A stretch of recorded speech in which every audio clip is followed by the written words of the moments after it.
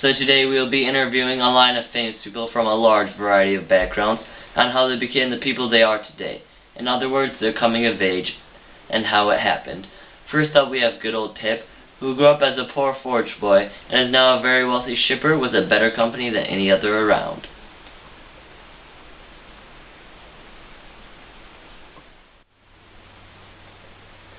It is nice to meet you, my good sir. Yes, it is true that I started out as an apprentice blacksmith, and am currently working as a prosperous shipper, although I may not be at this point if so many things had not happened in my past to affect my life.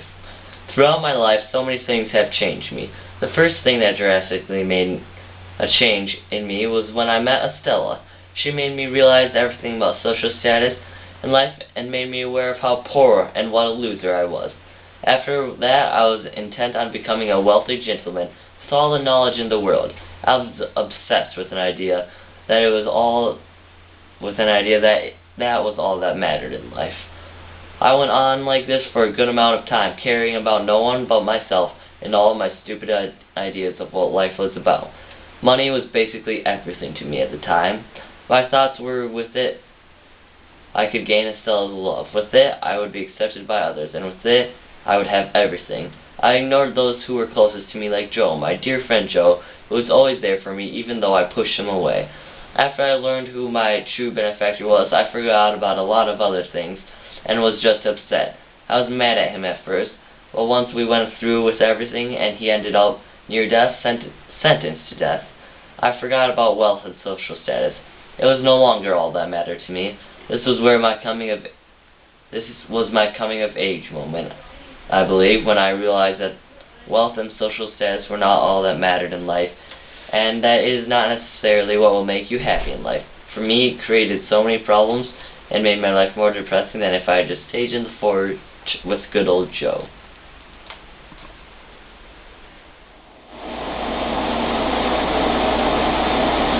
This is one remarkable story, Pip, turning something bad into something good, just like that. Well, up next, we got a once poor and still poor Mexican girl named Esperanza. She lives in a terrible neighborhood and has grown up ever so poor and has huge dreams for herself. Let's welcome Esperanza.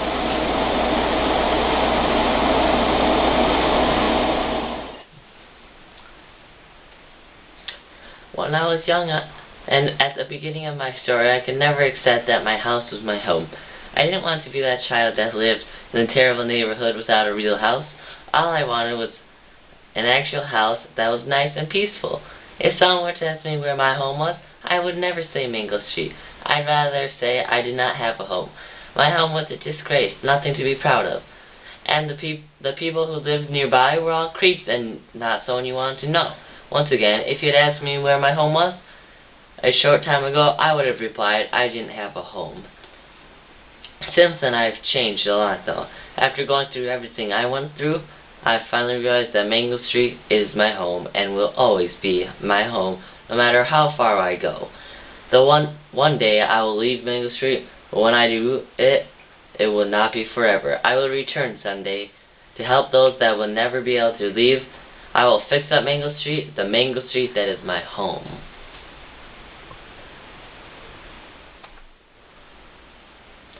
Well, that would be one big accomplishment. We believe in you, though. We know you can do it, Esperanza. Thanks for coming on our show.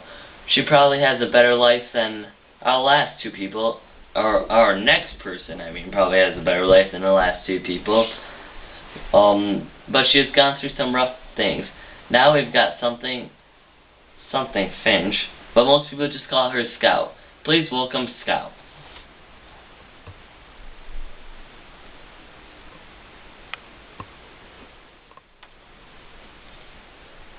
Throughout my childhood, so many things have happened that changed how I saw the world and myself. Before, everything was innocent and there was no bad in the world other than Boo Radley. We used to play all sorts of games about him, though, so he didn't seem that scary. I used to get in fights all the time. That was the one problem. One time, I beat up some boy that just got me in trouble at school. I later had to invite him to dinner for it, though. I didn't understand much about the world back then, and at first didn't realize that colored folks were treated differently. Once Atticus got on that case for the poor black man, I started to see it. People would call Atticus a whole bunch of bad names that were just terrible. They would say that he was a Negro lover as if it was some bad insult. Normally I would have beat up all these kids for it, but Atticus told me not to. He said he didn't want me fighting no more, especially not for him. I saw the world as it was then, and a world where not everyone is treated the same and nothing is fair. I also gave up fighting. It was not the way to solve problems, I found out.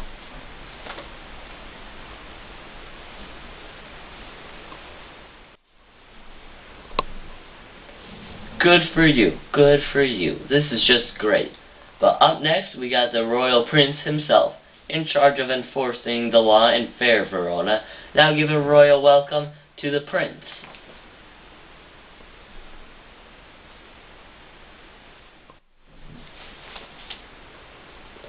There are no more disturbances in our city streets, as there once was, thanks to Juliet and her Romeo.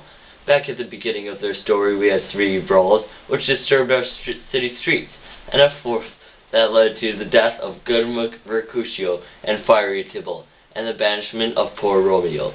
All the Capulets and Montagues ever did was fight. They would not listen to anyone, and caused much chaos.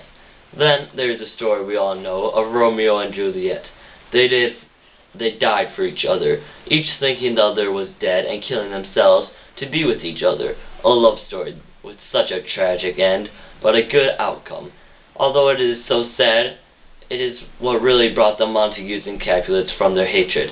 It was that moment when they realized their feud had no meaning. They decided to stop all fighting then and there, and went more on the path of love. Gold statues of Juliet and Romeo they made.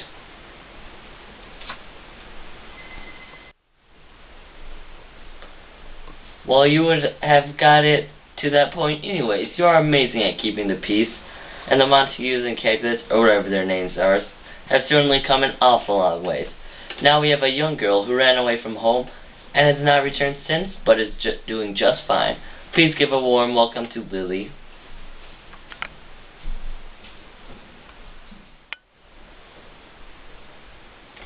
As a child, I was abused, you might say, by my father. He would beat me for the littlest things and accuse me for things I didn't do. He loved his stupid dog more than me, and I was able to let go of all this, though. I managed to gain the courage and reason to run away, and I did it, taking Rosaline and me. I had an idea of where to go and no idea what to do once we got there. Somehow by luck, or maybe it was fate, that brought us to the Boatwright house. We were immediately accepted and loved. I started to gain confidence and no longer longed for my mother as much, for I had the sisters and Rosaline that would always be there for me. Once I learned the truth of my mother, I was hurt for a little bit, but thanks to all the sisters, once again I managed to get through it, and still love my mother. I think what surprised me the most was when I stood up to T-Ray, for what must have been the first time in my life. It was a sign that I had truly come of age, as some might say. I told him that there was nothing in this world that was going to make me come home with him. Amazingly, he let me stay. It was probably the greatest moment of my life.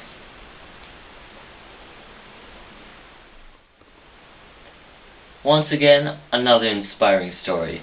Just cause running away worked for her, though, does not mean it'll work for you. I must say it's a stupid idea, and anyone in their right mind would not try to do it. Anyways, next we've got a college grad that basically killed his best friend. Welcome, Gene. His name may sound really girly, but I'm pretty sure that's a boy.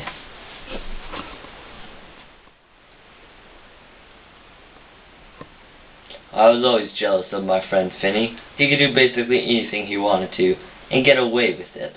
I was always his best friend, but I'm afraid to say he was not always mine. I started getting overly jealous and wishing that he would get in trouble for something, but he never did. Then there's one sad day that we were going to jump out of that stupid tree, and I bounced the limb when he was jumping. I tried to tell him that I knocked him out of the tree, but it never worked out. I basically ruined his whole career, like his whole life doing it. Then later, once he finally learned the truth, he ended up falling down the stairs and getting injured all over again. I believe this is the point that I realized he was truly my best friend, and always would be. He meant more to me than anything else in the world.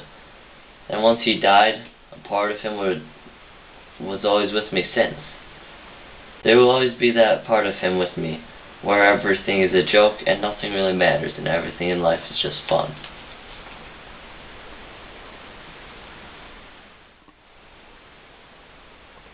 That is a little odd, but all the same, what an inspiring story.